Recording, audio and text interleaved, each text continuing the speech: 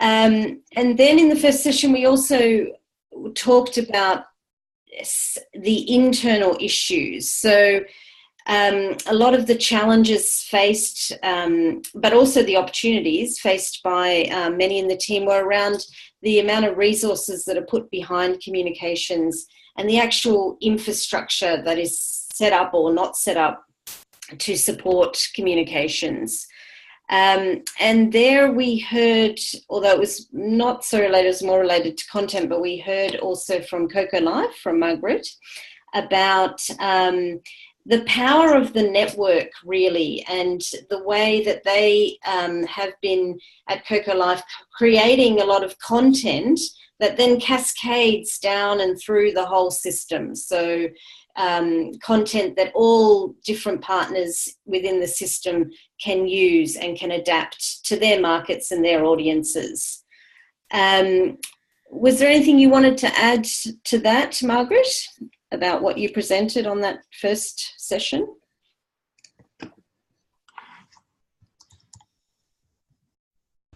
Sorry, you need to double unmute the speakers. No, I think that's good. I don't know if anybody has any questions. I guess I would say the two level of audiences on internal, or three levels if you like, which I'm sure you're familiar with, would be, you know, the team, the wider team. The second level is more senior stakeholders within the organization, and as a third level, you know, the wider organization, maybe not directly related, but to be informed. And I think for each there is still a bit of a different approach depending on who needs a heads up, who needs more background information, who needs to just be engaged, etc., etc. So if I think of audiences, even in internal, that's still the three groups I would have in mind as part of this. That's a really good point, actually, and often internal audiences are overlooked because we kind of are very focused on sort of the external more so than the internal. What are some of the ways that you engage those internal audiences, Margaret? So if it's senior stakeholders, we also very much keep in mind, especially if it's more complex topics, that they have speaking points, because in the end of the day, they're also ambassadors for the organization and might get questions themselves from their teams. So they need a level of depth, but most of all, they need just to get, you know, the 5 bullet points on what is this, why should I care, what should you know? And then it's in a way also, of course, a little bit of branding for us to make sure they understand, for example, you know, in the case of Cocoa Life, what are our stance or commitment on deforestation? Then wider internal audiences is for us the internet, for which can be stories or videos.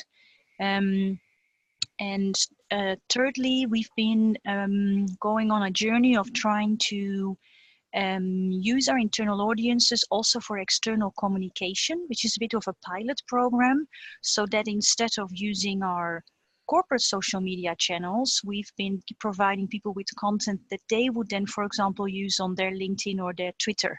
So it's preparing them with messages and make it, again, as simple as possible, even if they are not an expert, that they still feel they could post this out and have something to say about it. So it's a little bit of education, and again, a little bit of how could we turn people into ambassadors. So you're actually preparing the social media content for them to then post on their own personal channel? Yeah. Absolutely, yeah. Mm-hmm. Great idea. And that has been mainly because, again, Facebook and Twitter, I think, have changed sponsored content. And of course, in general, and that is a hurdle because it means, for example, paid media, which is not always the approach. And people who are already active on LinkedIn. LinkedIn is more, I find it a more friendly space, a more professional space. People have more of a point of view, but we need to help them if it's complex and far away topic from them to still feel they could post something and are, you know, come across as a little bit knowledgeable, if you like. Great. There's some interesting ideas there. Does anyone have any follow-up questions for Margaret around anything she said there?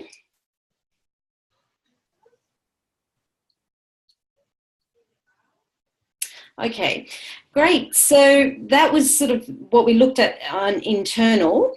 And then in the external basket of challenges and opportunities, the key ideas that came out there was that you're all working in very complex environments around complex issues.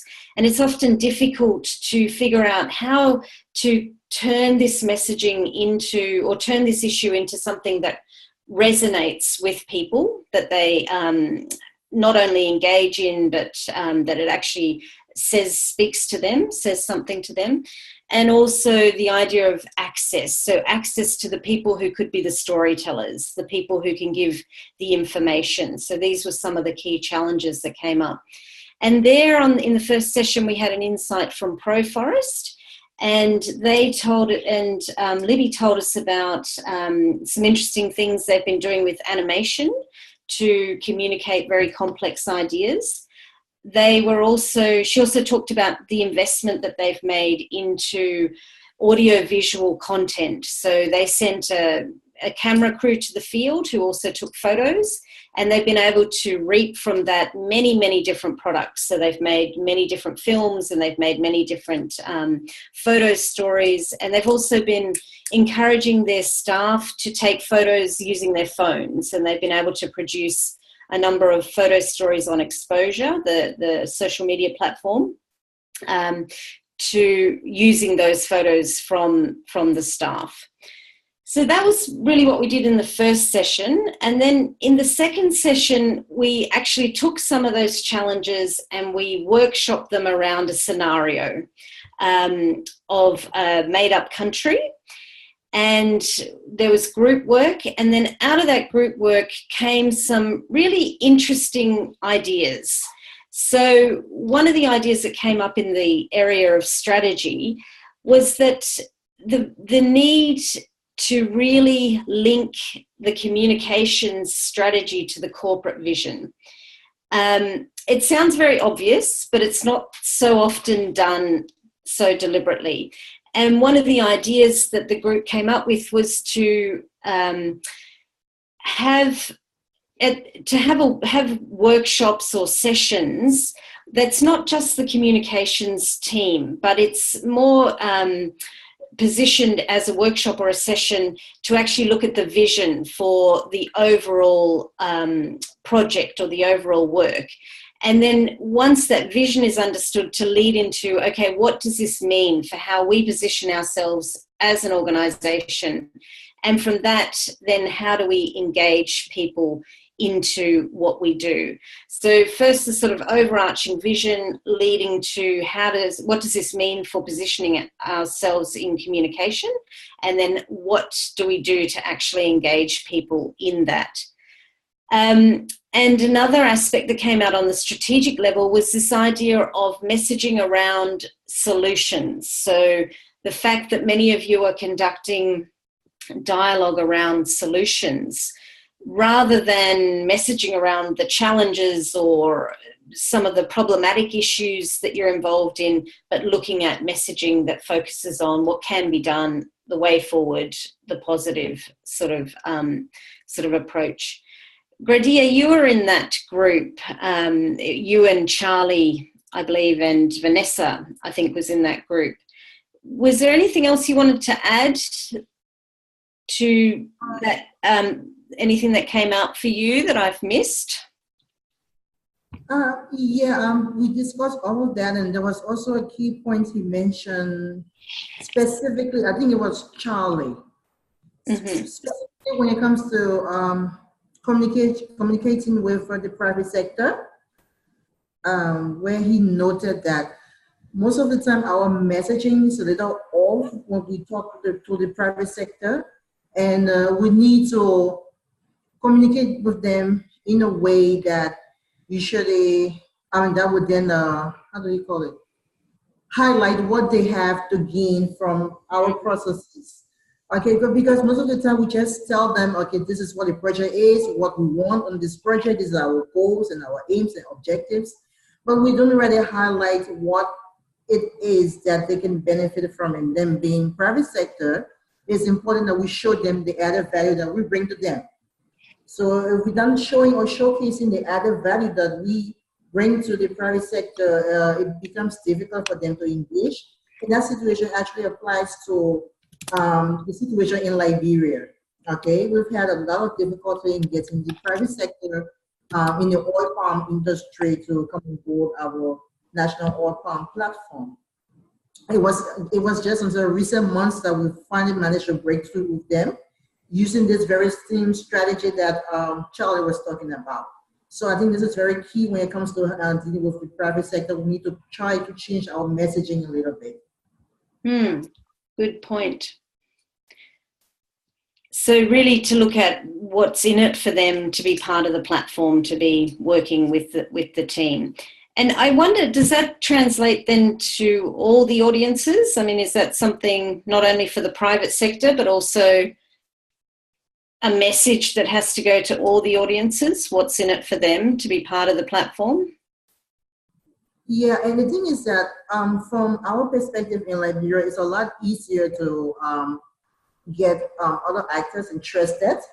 The government, of course, wants to increase revenue, provide employment for citizens through oil palm.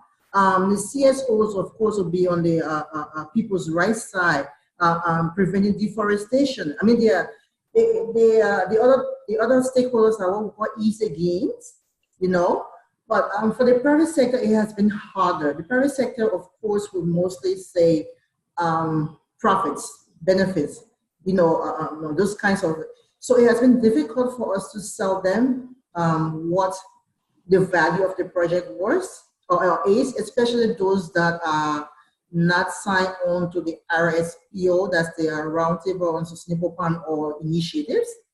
I mean, that's the key thing that the GGP project here offer for private sector. So for those who are not signed onto the Roundtable for Sustainable Palm Oil Initiative, it has been difficult to get them. So we had to change our messaging to not just, okay, so the RSPO national interpretation will be developed and your input and you being part of the force to influence this document is a good thing for you. But we also now have to go on and explain to those who are not part of this process why the process is necessary, why they need to join in the process. So yeah, it has been a lot difficult engaging with the private sectors because their value is not as obvious as with the other stakeholders. Mm-hmm. Okay. Does anyone have any follow-up questions or thoughts on that?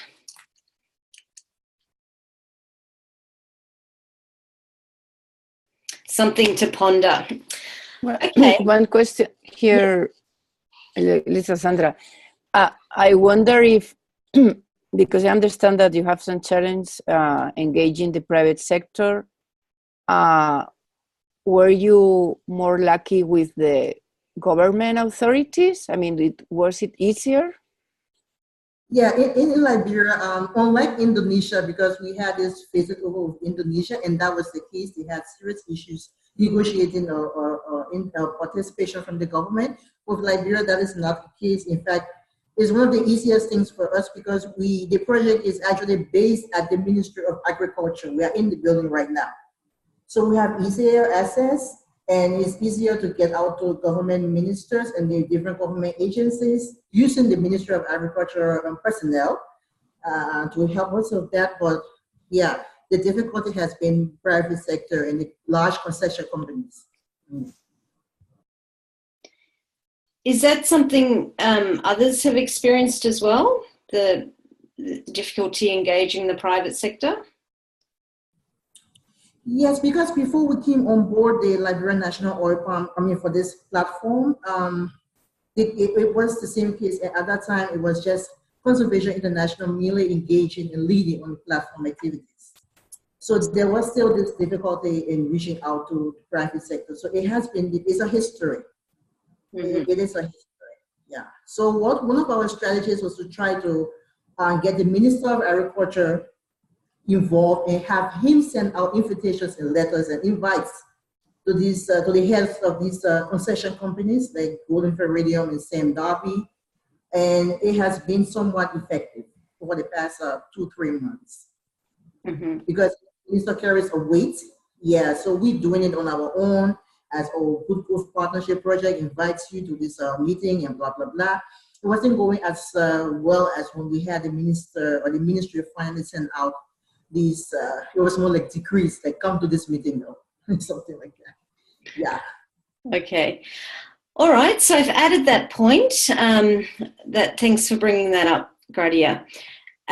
So then in the second session, in terms of the internal basket, one of the key ideas that came out was this idea that, yes, we're working across multi-stakeholder networks, and this can be both a benefit, but also it can be a barrier. So in the sense that it can be a benefit because it has a wide reach, there's a potential to use a lot of partners to communicate together and to disseminate information out widely, which I know that the Costa Rica Fisheries Platform has had some good success with, in terms of having different partners also disseminating information out. But one of the downsides, of course, and the difficulties is actually the coordination of these different groups and coming together with a single message. So as a very different group of stakeholders speaking as one voice, speaking together, was seen as something that was quite challenging. One of the other ideas that came up after the meeting, which Rebecca brought up, and she apologises for not being here tonight, but she sent me a text saying she just couldn't stay awake. It's midnight here in Australia and the coffee just wasn't doing it.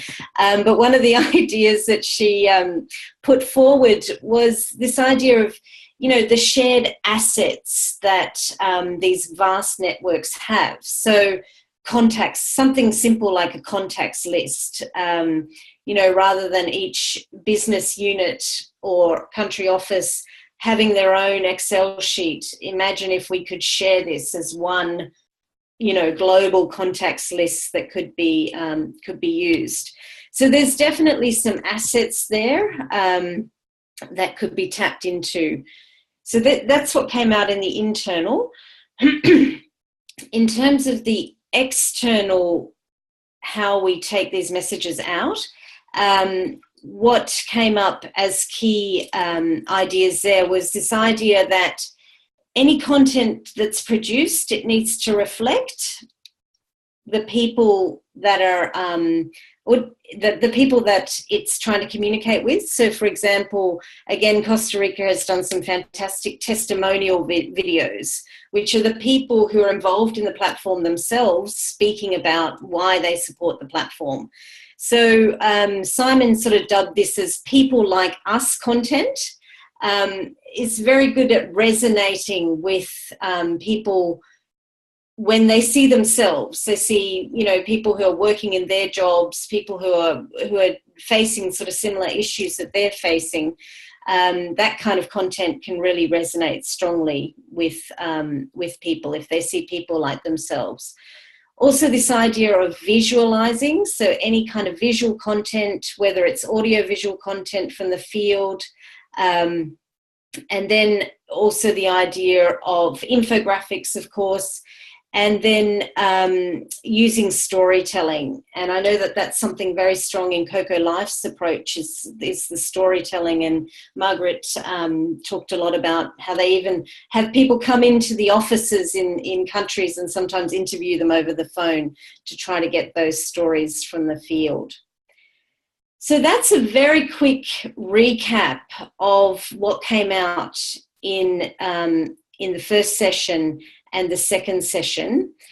So at this stage, does anyone have any further questions or further ideas that you recall from the sessions that maybe haven't been captured here that you feel were particularly important, or maybe something that's just coming to your mind now?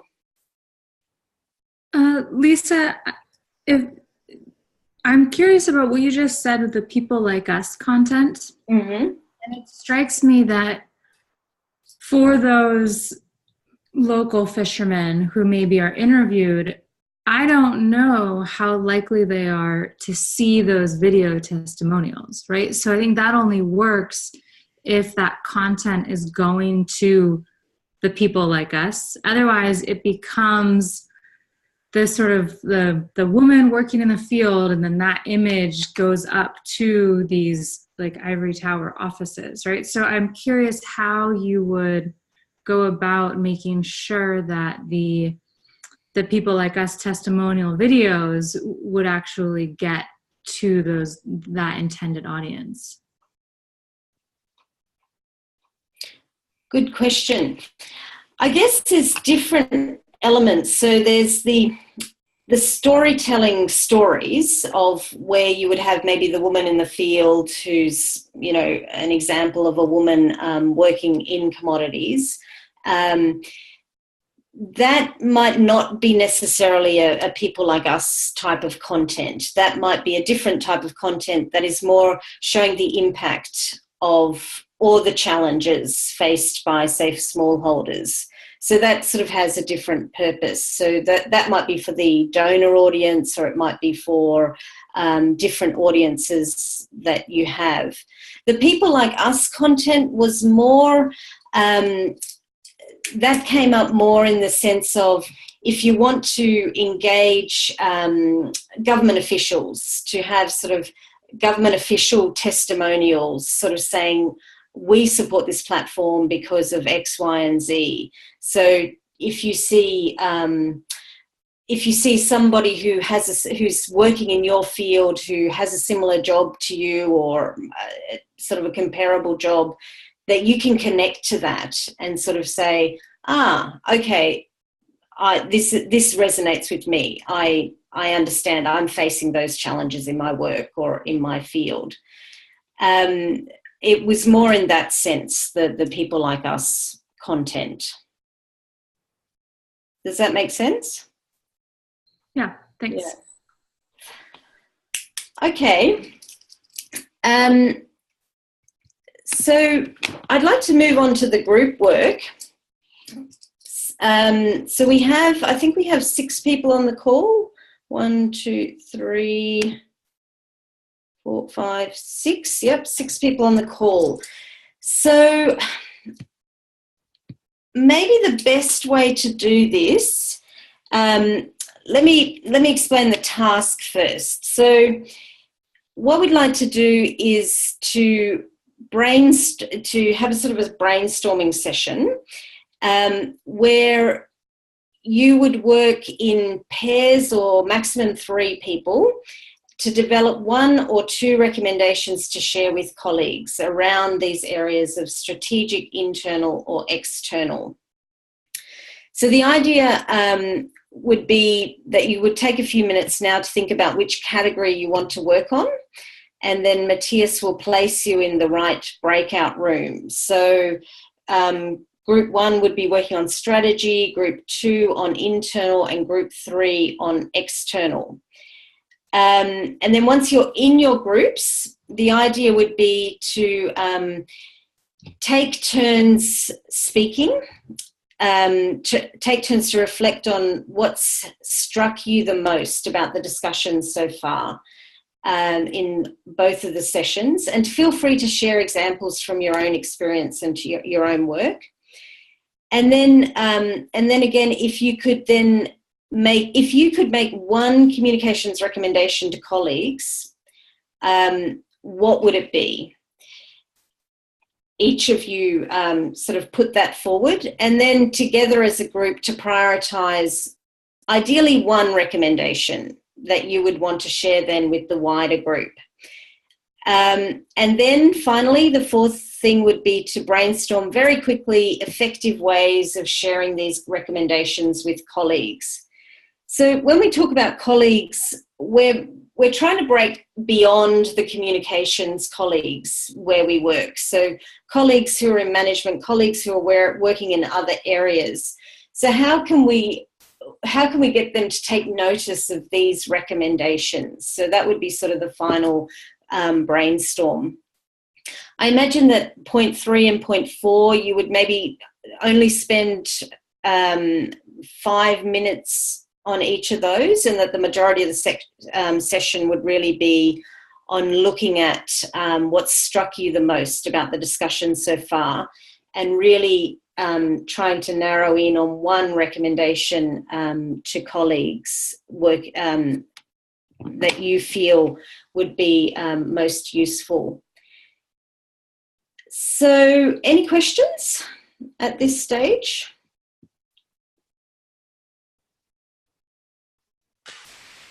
No questions, but one recommendation, Lisa. I think 30 minutes is too long. Yes, and we've got a small group here, and I think we're running out of time as well. Good point. So let's try to do it in 20 minutes. Cool. Yeah? Okay, great. All right. So why don't we take a minute, if each of you could reflect on which group you'd like to work on, whether it's strategy, internal or external. And then we'll go down the list. So Gradia, which one would you like to work on? Internal strategy, internal, yeah, the group internal. Internal, okay. And Colleen? I'd be very happy with any of them. You can put me wherever you want at the end. Okay, good. Sandra? Sandra Andraka or Sandra Ramirez? Sandra Andraka? Okay. External, but I will be happy to be in any of them. Okay, we'll Yes. put you in external. Beatrice? I'd like to participate in the strategy group. Strategy, okay. Margaret?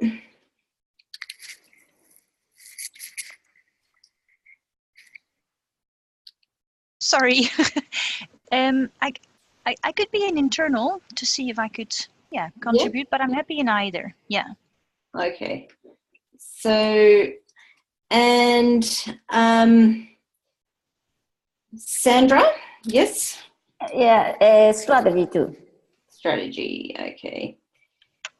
Okay, so Colleen, maybe if you can go to external, then I think that Great. fits well. All right, this is perfect because I was thinking groups of two would be really good because then you can have a very deep and meaningful conversation. All right, Matthias, how do we do the breakout rooms? Just one sec. Okay. I'm doing it right now. And then I need to put this in the chat box? Mm-hmm. Okay.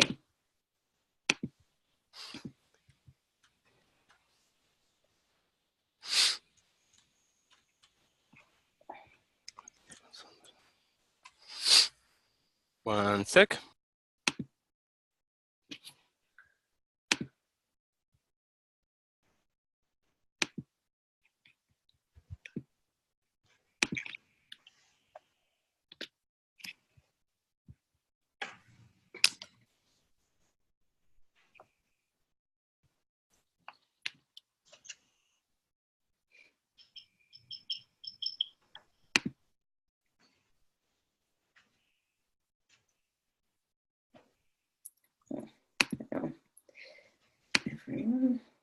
I'm working on it. Just one sec, please. All right.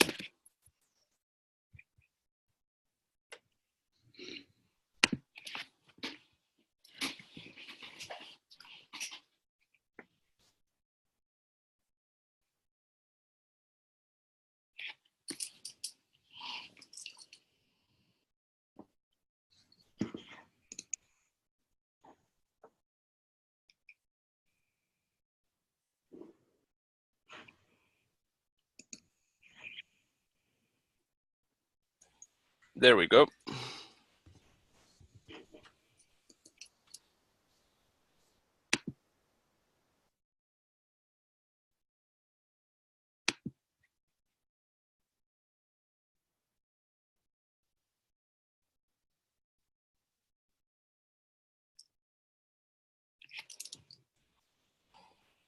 Great.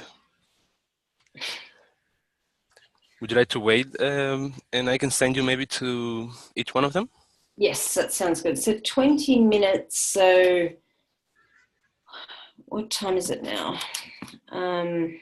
46. So about 6 minutes past.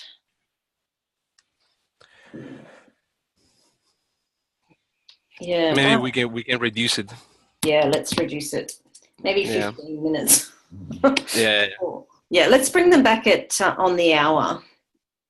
Okay, great. Yeah, because otherwise we won't have enough time to discuss. Yeah, good. So traffic was crazy. Yeah. I left my house at around 6:50. And usually without traffic it takes me 25 minutes. So it took me hour and 20 to get. So it's very unpredictable. I'm just going to tell them that we're only having 15 minutes of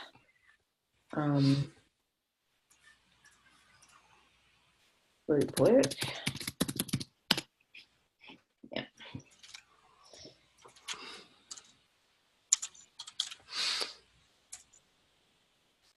Would you like me to send you to one of them? Yes, please. Okay, I'm gonna send you first to Beatriz and Beatriz and Sandra might be speaking Spanish. I'm sure they're speaking Spanish. Okay. Let me send you first to Colleen and Sandra Andraca. Okay.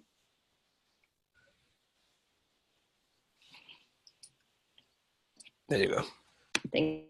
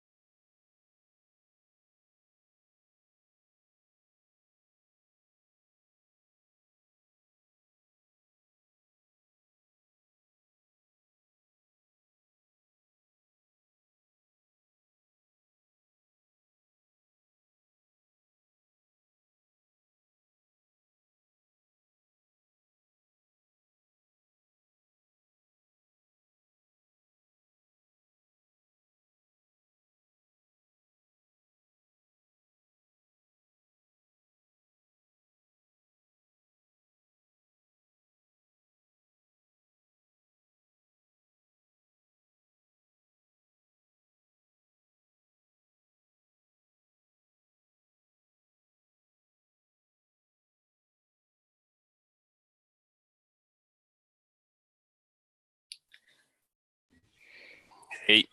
Okay, they're going well. All right. Let me send you to the other one, okay? Yeah.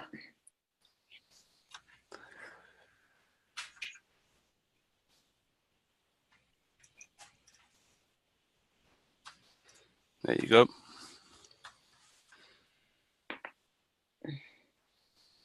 Oh. Join. Right.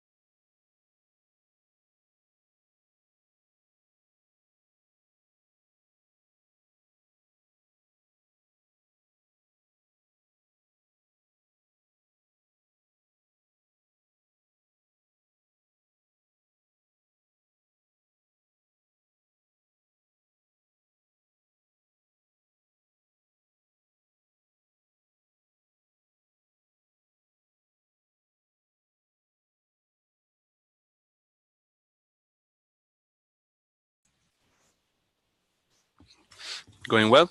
Yes, so they're going well. I think they're going to come up with something interesting. All right. Let me send you to the first one, okay? Let's see if they're talking Spanish or not. It's in practice. Here I go.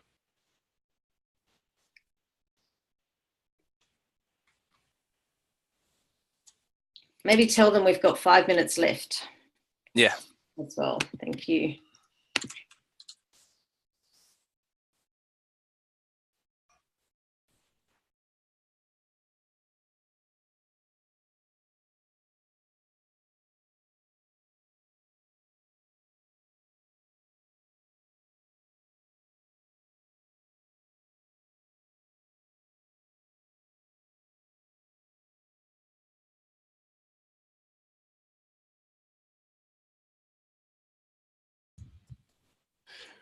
What happened?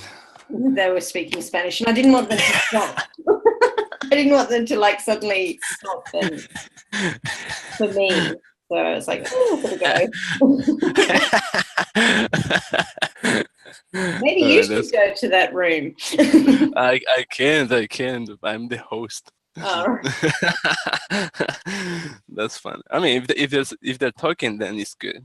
Yeah, no, it's good. So are you in the non-AC room? Yeah, I am. It's fun over here. Super fun. Is it? Not really. 31 degrees and no AC in the whole building. Yeah. It's good. It's good. Good sauna. Yeah, I read that sauna 3 times a week reduces risk of death by 60%. So I'm really happy of being here. Oh dear.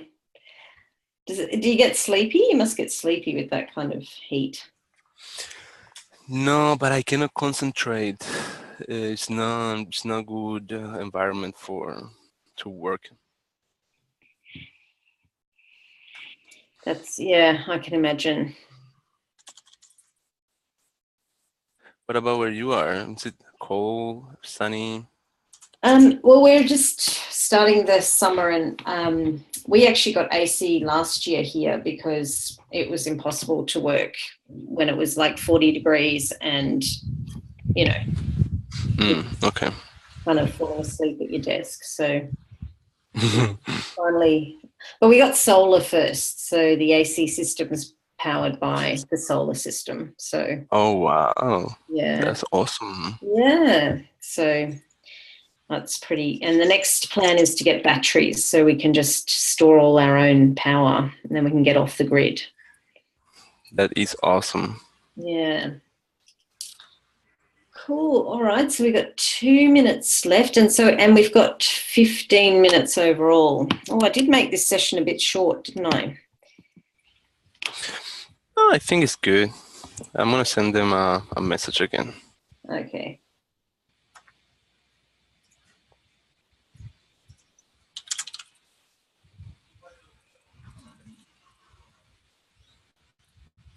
So is this like one of the last sessions for the year? Yeah. Next week there will be one on sourcing from a sustainable landscape with Trace, and yeah, that's pretty much it. Right. Wow. Yeah. We are developing the 2019 calendar. Simon will be in charge of the comms, so I appreciate your support, Lisa. Yes, I wanted to mention that he'll take over, and he's thinking of doing some storytelling, something focused on storytelling, which will be really good. Yeah. Yeah. That's awesome. Yeah. I was talking to him about it today, actually. So I'm not sure what his planning is in terms of timing. He will be doing it, I think,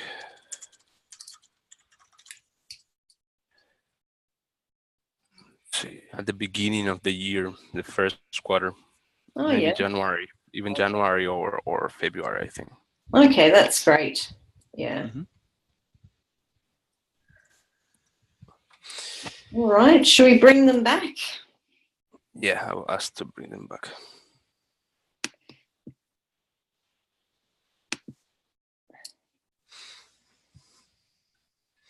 Hello, Margaret. Hi.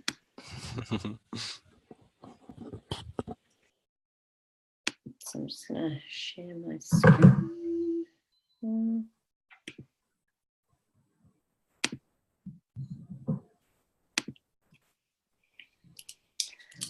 Okay, can you guys see my screen? I'll just wait for the others to come back.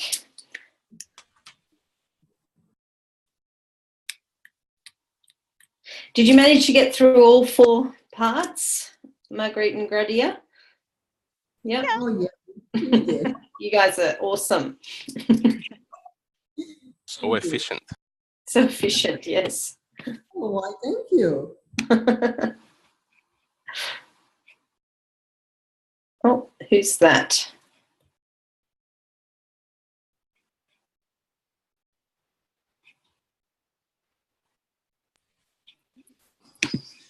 Okay.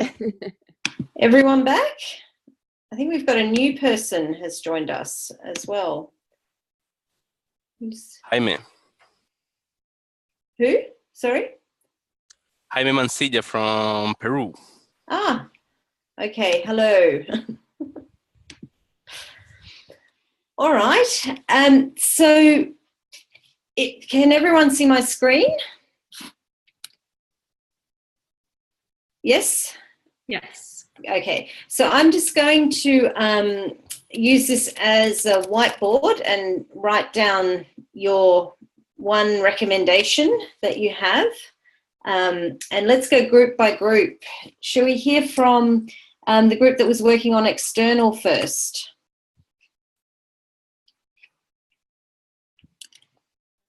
Colleen, would you like to share? Yeah, please. Okay. Yes, I can go. Okay, so we had a few recommendations. I know we're only supposed to do 1 or 2. But even though we were external, our biggest recommendation was to think about the comms strategy first. That every time, I mean, it seems obvious, but rather than just generating content and thinking about what you're going to do with it, to really know your audiences and know how you're going to try to reach them. And so to have a plan going in. And then that links to the other things we were talking about of understanding your external or understanding your stakeholders who are contributing information, who are part of the platform, and then knowing what their objectives are. Because that's potentially a risk too if you have someone who is participating with a certain expectation and then maybe it doesn't happen. How do you mean? Participating in like a platform with a certain expectation? So for example, specifically with the fishermen and these videos, that it's an opportunity for them to have a voice, to participate in the platform, but if they're excited to have a voice, what is it that they think is going to happen by engaging and by contributing these videos? If nothing happens with it, then you risk losing some confidence or faith in the platform and in the process. So having a clear strategy going in about what you're going to do with the information that you have and the people you're working with, and then having that be part of your external engagement strategy. So not to raise expectations by having sort of people contributing content and then they don't... Well, not falsely raise expectations. That's the challenge, right? Is you want to get people excited about it without being unrealistic. Okay.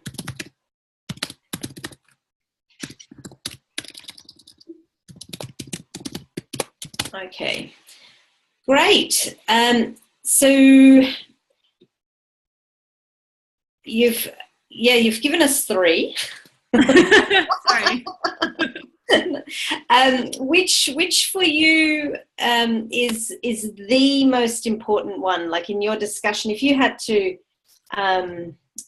choose, which one would you go with? Maybe Sandra, you could. Yeah, Sandra, what do you think?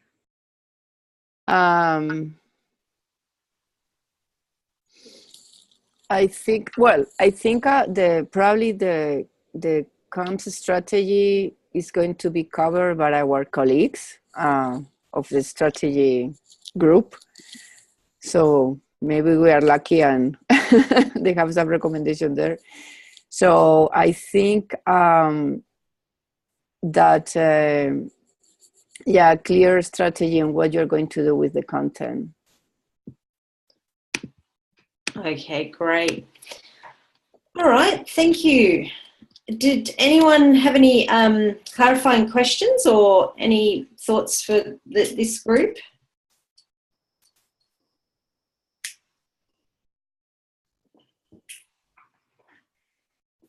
No? Okay. So now maybe if we could hear from the group that looked at internal. Yes.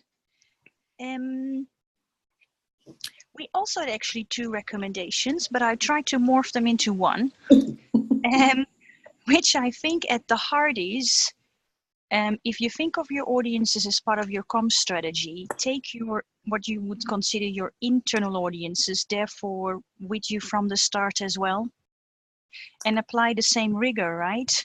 So who are they? What do you want to achieve? How do you want to execute? Do you want to inform them? Do you want to create buy-in? Are they ambassadors? Do you want to engage them, etc., etc.? So don't think them as a separate part of your plan. See them as a key audience that needs to be part of your comms plan in general, your comms strategy in general. And what you want them to do. Exactly. Or what you want to achieve. Yeah.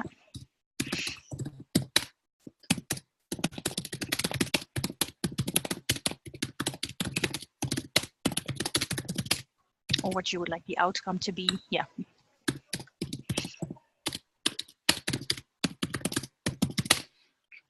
Okay. Did anyone have any questions for this group or follow-up ideas? I'd actually be interested to hear if others in the group actually have internal audiences as part of their strategy. to build on that, if you don't mind, Gradia made a good point. She said when you're part of a platform, that doesn't mean it's the UNDP audience, for example. If you say the NGO and private sector are part of that platform, yes, they're external to you, but because that is, what holds them together, they equally need to be on the same page. So I think it really, depends on who you define internal. It doesn't have to be your own company staff, right? Yes, good point. Yes, actually, in Costa Rica, we were talking about that internal for us is like at least our like a steering committee. So we are talking about the government, we are talking about the representative of the private sectors, and the government, there are, like different agencies. So yeah, agree that it should be like this internal, not just in our case UNDP, but at least your steering committee or your more closer partners or closer partners, I don't know, stakeholders. Great point. Okay, and the strategy group?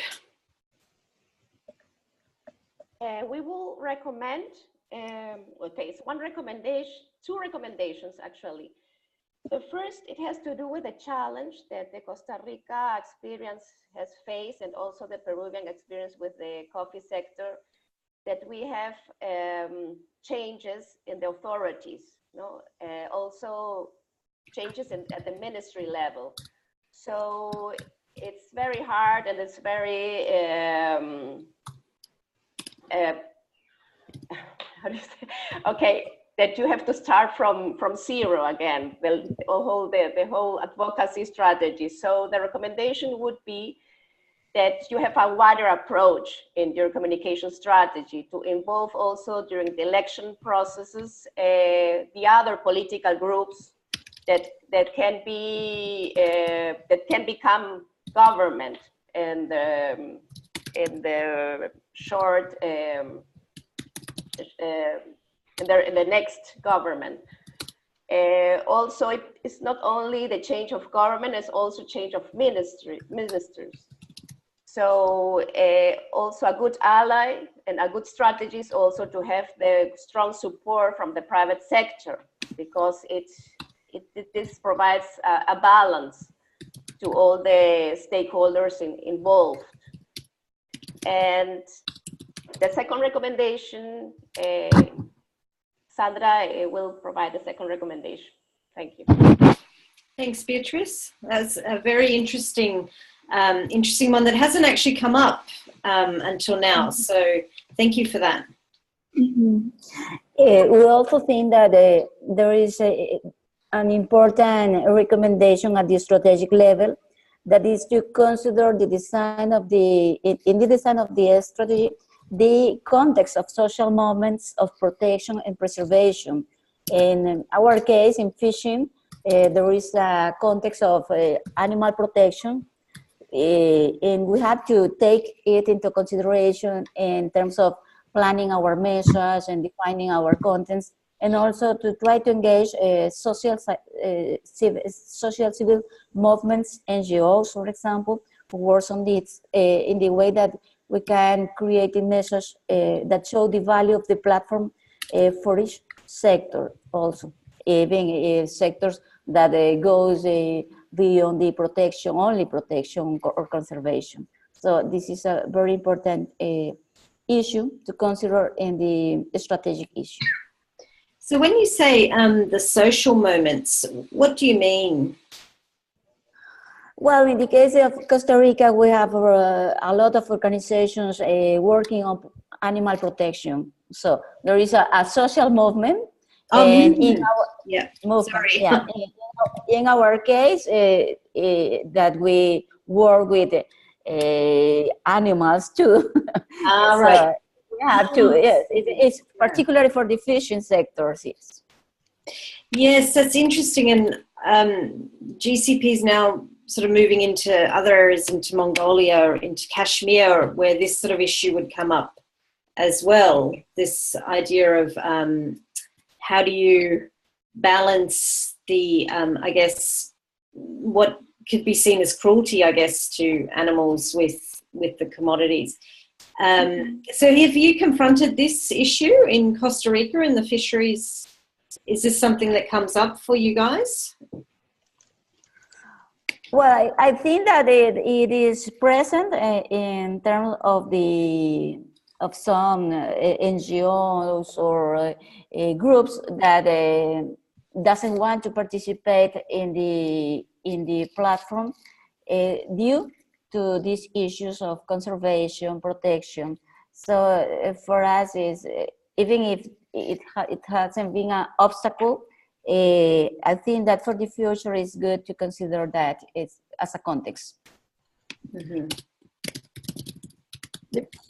So if I may add something, Sandra, I would say, I don't know if you agree, social movement, but it's like also like the environmental movement, because it could be animals, but for example, it could be I don't know, like pollution or contamination or the use of pesticides in the crops. So in our case, it's very related to animals, as Sandra said. But I guess that it may be in other communities, commodities could be like other environmental topics. And what we are trying to do is, we introduce new words in our messages, like, I don't know, the prosperity of the oceans, and, not only talking about commodities, but also how we, contribute to the, of course we do it, but, use more environmental words. Mm-hmm. So reflected in the messaging. Yes, exactly. Yeah. Okay. Can I just add one example on that to build on what Sandra was saying? Mm-hmm. I have a friend who works for Patagonia, the outdoor clothing company, and in marketing, and they were really advertising this no kill down the feathers that they have. And then this video came out from some I don't know if it was PETA, but some organization about animal cruelty that showed the birds being live plucked. Mm. And they were these bald, sad birds. And then Patagonia had this huge situation to deal with where everyone said they were being cruel to animals when they were trying to not kill the animals to harvest the down. And so they had to figure out, they had to completely roll back all their messaging and then figure out a new way to say it. And because it's a rapid news cycle, I think it just sort of went away by itself after a little while. But how do you sort of get in front of something like that? I think it can be really challenging. Absolutely. I can tell you a few stories about palm oil and Greenpeace and deforestation and Mighty Earth, where you're trying to get certain messages out about indeed the work you're doing. But some of these activist NGOs just only want their one thing, and that's what they will go after. And if you're not giving in, they will stay on that threat. And it's very difficult to navigate, and especially for internal teams who are close to the ground, it's incredibly frustrating not getting the recognition for the work, because such partners are just on to one thing. And sometimes indeed waiting it out and seeing how it's being picked up might not what you want to do, because you want to shout about the good stuff you do, but sometimes it's the better strategy just to wait it out a little bit to see what happens indeed. You still need to be prepared, absolutely prepared, and have everyone aligned and knowing what's coming. But those are very interesting cases, yeah. Interesting, yeah. And so, very, very quickly, what kind of preparation do you do at Mondelez Cocoa Life for that kind of situation? So it is official statement that everybody would be able to use in, whether that's actually journalists or potentially also partners responding. So having a response, making sure all your public resources are up to date and reflecting the latest status of your project, informing all your corporate affairs team so everybody's on the same page in case you're expecting something, and then as a core team, keeping very close relations with those organizations and of course those campaigning arms as well, to just understand what's going on. And very often also ensuring in our case, your supply chain teams or procurement teams are aware, because it may still need that you need to figure out certain solutions. But yeah, it's making sure you're prepared with all your content and everybody is given a heads up and has an opportunity to respond. Yeah. Mm-hmm. Okay, great. Something to consider for the future. I'm sure it'll come up for many of us as we continue. Okay, I'm conscious of time. If we could just very quickly spend a few minutes on the ideas you had for sharing these recommendations. So obviously after this session, I will take some of the other ideas that came out and what you guys have come up with today and edited into some, one-line recommendations, and then send it out to the group for a final sort of any comments, and then we can see what we do with it from there.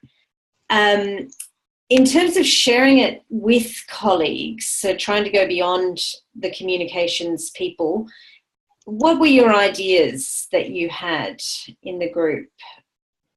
Margaret, you're at the top of my list. Do you want to go first? I'm just going to go down the list. Sure.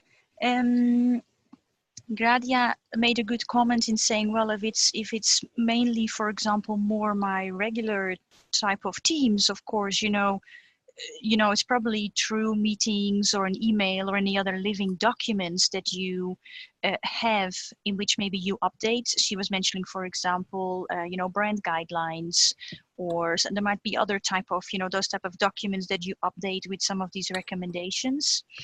And if it would be us as a forum, this community of people joining under the header of UNDP, I guess I think you proposed, Lisa, some kind of LinkedIn blog, because they become general recommendations, and I guess we could all be sharing that externally and be a sign off of that and work on that together. So I thought that could be a very nice thing to do, actually.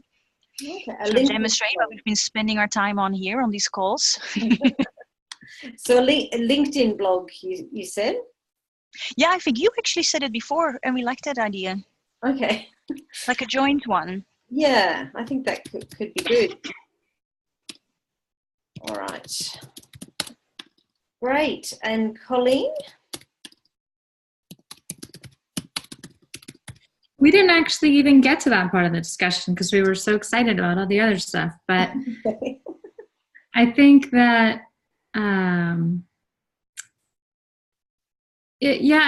for me, I think the emails are not as effective as if we can find ways to bring these things up in conversation or to discuss the ideas in smaller groups. And that's true with our colleagues who don't work in communications as well. So I'm not sure what exactly that would mean. Probably it depends, depending on the organization, but maybe even like a brown bag lunch or something like that. Mm-hmm. Okay. Sandra and Raka? I think it should be something like practical. I like the idea of the brown bag lunch.